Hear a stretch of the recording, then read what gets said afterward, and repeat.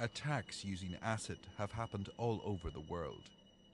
From America through Europe to Asia, where the use of acid as a weapon is commonplace and growing.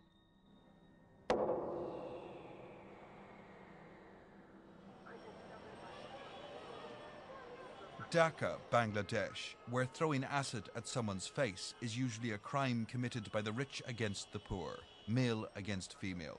It's a uniquely cruel crime in a society like that of Bangladesh, where a young girl's expectations of a reasonable life depend entirely on a good marriage and motherhood. I didn't know Dana was so bad. The next day he came to our house. It was my birthday. He told me if I didn't accept him, then he will do something to me. That night we went to sleep at about 11 o'clock. Then suddenly my cousin, who was sleeping beside me, started screaming, "Hot water, hot water." I asked her, "What's wrong?" Since Dano threw the acid 18 months ago, Beeta has made the journey from a 16-year-old teenager with prospects to a strong but scared young woman whose ambition now is to find work and survive. Our neighbours look upon us very unfavourably. For example, when they see us in the street, they make various remarks. Some of them would remark that the girl must have done something to deserve this, while a few show sympathy, and some of them even get frightened when they see us. A lot of women fear to come near us and feel very nervous. A few have even fainted when they see us. In the overcrowded Dhaka suburbs, the traditional ways of the village culture still survive. Bribery influences justice, so wealth protects the guilty. Beeta's attacker, Dano, and his family have moved. Whilst Dano is still free, Beeta's family have been virtually bankrupted by the cost of her treatment. Beeta came here to Dhaka Medical College's burns unit. It has 9 beds, and it's the only burns unit in a country with a population of 120 million. This year they're seeing 1 to 2 acid victims a week. A year ago it was 1 or 2 a month. For the whole of Bangladesh there are just 6 plastic surgeons available to work with the rising tide of victims. We have many young girls with acid burns, and they need repeated operations to correct their deformities. But we have only 1 day in a week, that is operation session, so we cannot help them a lot. So we correct some of the deformities and then we let them go to their home, that's all. But their expectation is very high. They want their original face back, but we cannot do that.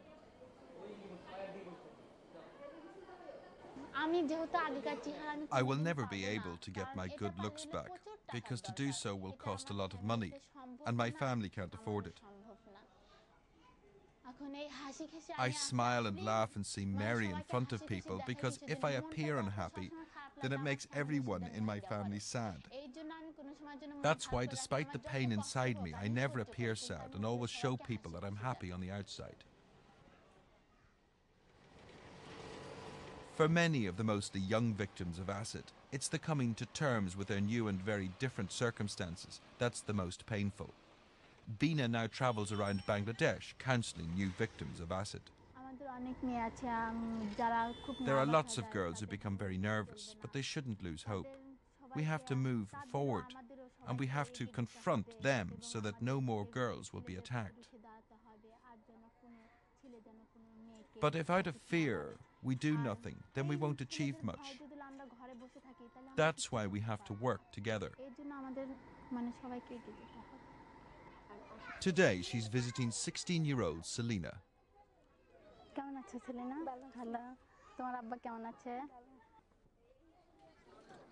Selena's troubles began after she caught the attention of a young boy in her village.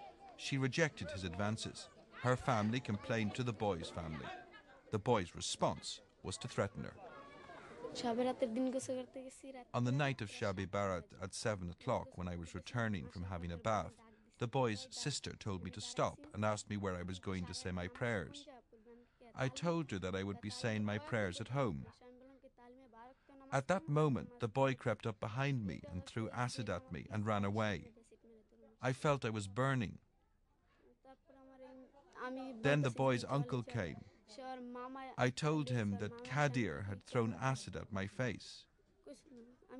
He told me to be quiet and not to mention Kadir's name. The boy's father's at first reluctant to talk about the crime, but eventually he agrees. He tells us that if his son, who's now in prison, did what he's accused of, then he should be hanged, but he doesn't believe his son is guilty. Half an hour before this incident, my son and this girl both sat and ate together and then spent some time frolicking. After this, my son went to the mosque. Now you find out who called my son from the mosque and see whether he was actually there or here at the time.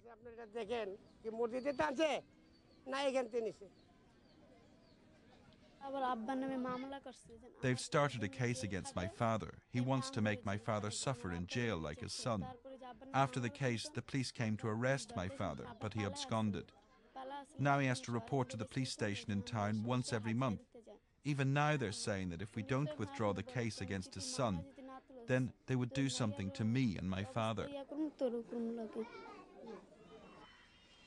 According to those working with the victims, prevalent male attitudes in Bangladeshi society are to blame.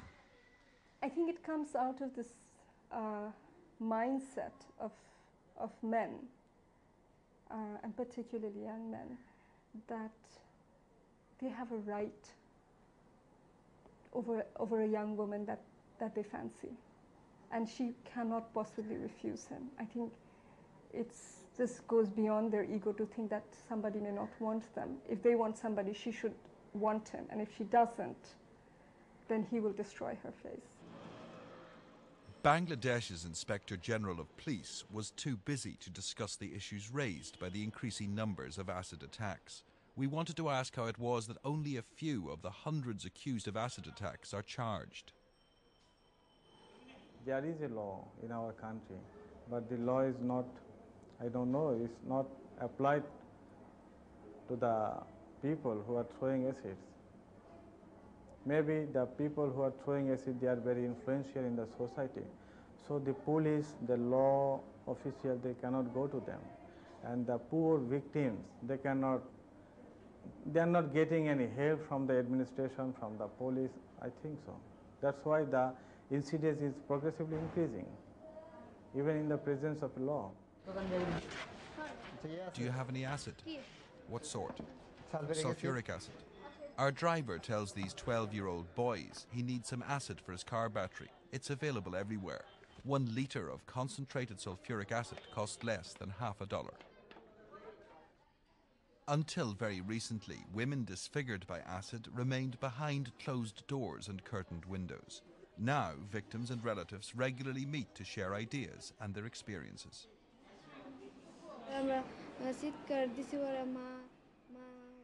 I screamed and my parents and everyone else woke up, but they tied our door with a chain. We had to break down the door to get out. My uncle, who lived nearby, immediately rushed to the scene and shouted, "What's wrong? What's wrong?"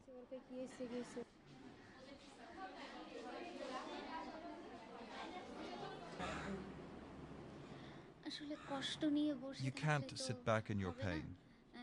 You have to do something. You have to work. Those who can see can do work which requires sight, and those who are blind like me can get an education like I did. I mean, you have to do something to survive.